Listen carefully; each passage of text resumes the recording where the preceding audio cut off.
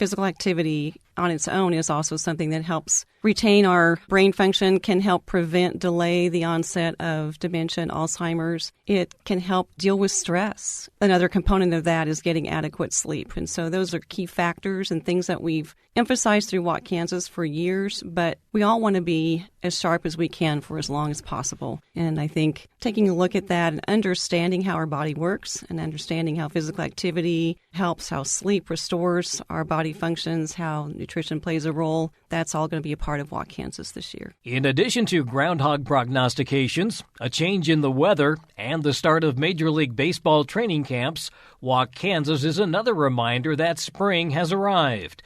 The annual K-State Research and Extension Physical Activity and Wellness Program attracts thousands of participants each year who form 6-member teams to achieve one of 3 challenges. This year's Walk Kansas begins March 27th and runs through May 21st. On today's Sound Living, how participating in this 8-week program helps you lead a healthier life. Sound Living is a weekly public affairs program produced by Research and Extension at Kansas State University. I'm Jeff Wichman. K-State Research and Extension Family and Consumer Sciences Specialist for Northeast Kansas and Walk Kansas State leader Sharolyn Jackson says the teams will again choose between one of 3 challenges. The 8 Wonders Challenge requires each person to be physically active for at least 150 minutes per week, enough to walk 435 miles. The Cross Country Challenge requires 4 hours and covers 764 miles. And the Little Balkans to Nicodemus Challenge requires 6 hours of physical activity and covers 1,200 miles. Sharolyn, Walk Kansas 2022 coming up March 27th through May 21st. We've talked about this a lot in the past. It is a team-based program, and explain why the team-based works so well. Well, there are several reasons for that. I think the main obvious one is that you have other people who encourage you, and it makes it more enjoyable if you don't have to be active or do the activity with your teammates, but you're checking in with them regularly. And in some cases, having a teammate or somebody to do the activity with makes it a lot more fun. And we also know how important social connections are to all kinds of aspects of our health. The other thing that's kind of nice about this is the fact that these team members now, because of technology, can be from anywhere. Your 6-member team can come from all parts of Kansas, all parts of the country. And all parts of the world. We have people in Europe, in New Zealand. We have people all over that participate in Walk Kansas. They have a connection to somebody here locally. Maybe it's a family member or a friend, or they're part of the military. But they've been able to connect back home, so to speak, with the people that are their support system. Because this program has been going so long, you have people that do it every year, and like you say, gives them the opportunity to join those friends again. That's right. We have some people who've been doing this every year from the year that it started in 2001 as a statewide program. That's pretty impressive, I think. People have told me, too, that they really feel like spring is here when Walk Kansas kicks off. The captain has a little bit more responsibility than the team members? Yes. They're sort of the organizer. So they're the ones that will enter the team online. There's various ways to do that, but it is helpful if the captain has a team put together and they can enter all their team members in the online system. They have to agree on what challenge they want to tackle? They need to do that. So there's more than just entering the team that the captain has a role involved with. So they will pick a challenge. There's 3 of those. The first challenge is just meeting the minimum guidelines for physical activity, which is 2.5 hours of moderate to vigorous activity per week. The second challenge is asking people to get at least 4 hours of that type of activity. And then challenge 3 is to get at least 6 hours a week on average of that type of activity. Although it's called Walk Kansas, you can do a lot of activities that make up those minutes. Any kind of activity counts as long as you're working at a intensity level where you can just barely talk, that you can carry on a conversation, but you can't sing. So we've talked about that before, I know, in the past as well. So just take that simple test. So for a lot of people, walking is something they can do and can carry on just a conversation, just barely. I don't want to make it easy conversation, but just barely carry on a conversation, whether it's riding a bike, it might be swimming or water exercise, it might be rolling if you need a wheelchair to get around. Any type of activity, even if it's using a walker or a cane or some kind of assistance, or any type of activity that you can do. It can be rowing, it can be all kinds of things. We do call it Walk Kansas, but in reality, anything counts as long as you're working at that level of intensity. Not really just start gung-ho, but kind of work into it? That's right. We call that a warm-up and a cool-down. We want you to warm up before you do any kind of activity. So a warm-up can be something just kind of like marching in place. It can be walking at a slower pace. It could be doing some arm circles or anything that gets all your body muscles moving just a bit to warm them up. Whatever works for you, those are all the kinds of topics we cover in our weekly newsletter about what is a good warm-up. And the cool-down is the same thing, only it involves some stretching at that point. Your muscles are warm. That's when you're going to get the most benefit from stretching them at that point. I think on some of the off days, we also recommend maybe some light weight training as well. Yes. Strength training is a really important part of the physical activity guidelines. In fact, they recommend at least 2 days per week of strength training, and you want to have a day off in between doing that. And so that can be various types of activities that just strengthen the muscles. And again, those are all resources that we help provide to give people ideas of what would count. And some folks are already doing that, I know, and that's great. But things that work all of the major muscle groups are important. Strength training is really important as we get older because we know that around age 30, we start to lose some of that muscle strength just as a natural part of getting older. So we have to be intentional about doing things that keep that muscle capacity there as we age. In addition to the activity component, there's also a lot of other information that comes through Walk Kansas, and a lot of that has to do with healthy eating and really just self-care. It does, and each year we have a slightly different focus to the newsletter topics, the weekly newsletter that the participants receive. This year we're focusing on how physical activity, nutrition, and other lifestyle practices improve our brain function. So we're looking at lifestyle for a healthy body and also a healthy mind. And we're going to be focusing the nutrition components on the MIND diet this year. And the MIND diet is a combination of the Mediterranean diet, which we've highlighted for a number of years now, and also the DASH diet, which is dietary approaches to stop hypertension.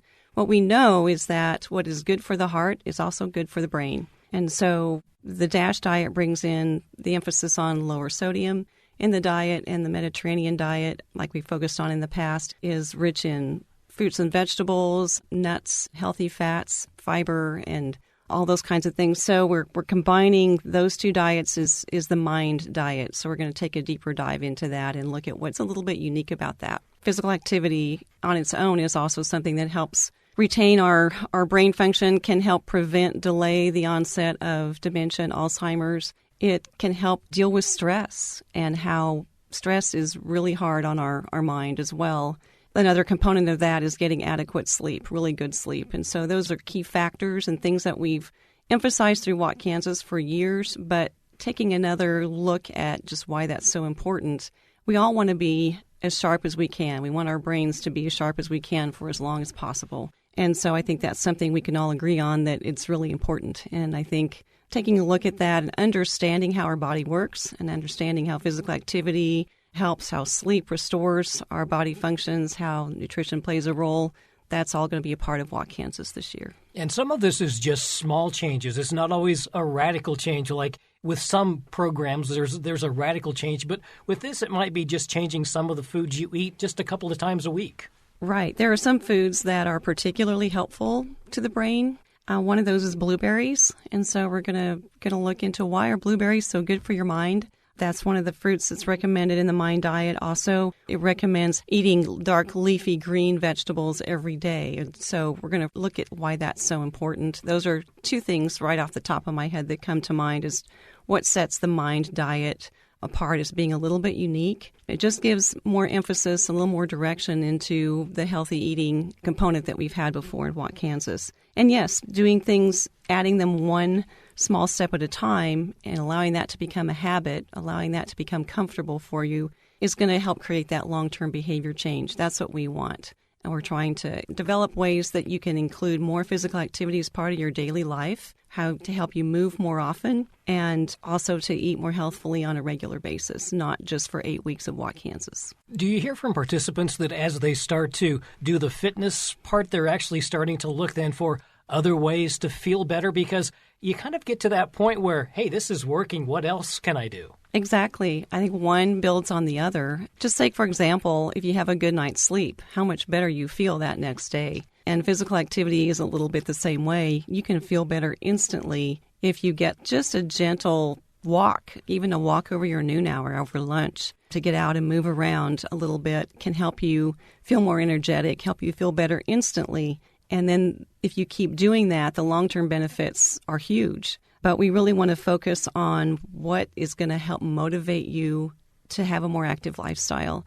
And I think one of the number one factors is you're going to feel better. And then you also then experiment with healthy eating. We know we're going to feel better if we eat more healthfully as well. And vegetables and water also come into play here. They do, and we track that through Walk Kansas. On our online system where participants enter minutes of physical activity, the system converts that to miles because we are walking along trails throughout the state of Kansas. And so it converts the 15 minutes of activity into one Walk Kansas mile. We know that not everybody's going to walk a mile in 15 minutes, but for the program Walk Kansas, that's how that time's converted. And so they enter their minutes of physical activity, also the amount of the cups of fruits and vegetables that they eat on a daily basis. And it's optional, but you can also track your water consumption. So we really encourage drinking water and having that your go-to beverage instead of sugary drinks or things that are high in caffeine. The water also helps the brain, too. It does, yes. Another one of those things that helps all body functions is to stay hydrated. So they all work together.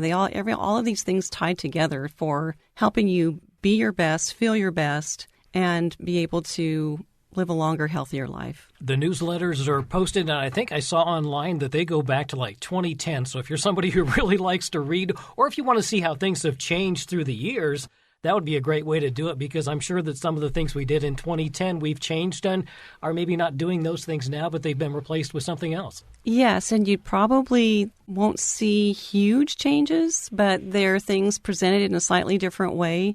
Some of the same messages that are repeated from year to year, but presented a little bit differently and a little different way to look at them.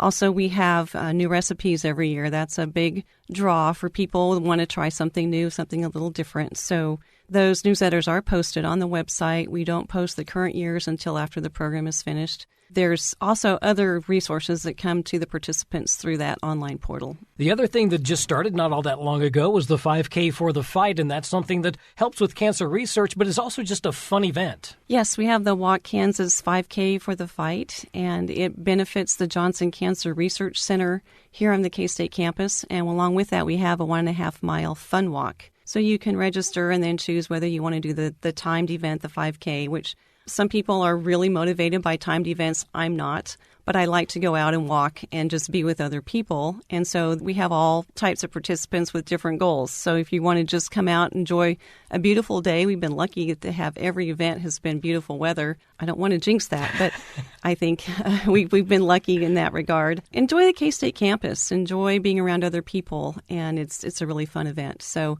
it's May 7. It's held here on the K-State campus. It leaves from Chalmers Hall right in front of where the Cancer Center is located, and the 5K routes around Bill Snyder Family Stadium, and then there's also a 1.5-mile fun walk that goes around the K-State campus. But it's just great to get out and be with other people and enjoy nature and do something good for your health. Sharolyn, maybe just kind of the nuts and bolts here. How can we get registered? Is there a fee? And are there any, additional benefits to taking part? Sure. Once again, the event starts March 27, goes through May 21st. It's $10 per person to participate, and that does not include the T-shirt or other apparel. Those are available for an additional charge. There's information to order those as well. And information about the 5K and Walk Kansas are available on walkkansas.org.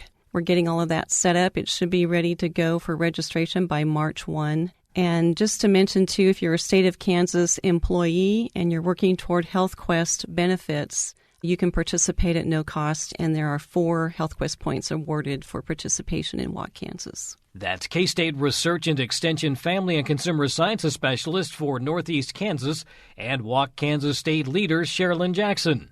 Again, this year's Walk Kansas begins March 27th and runs through May 21st.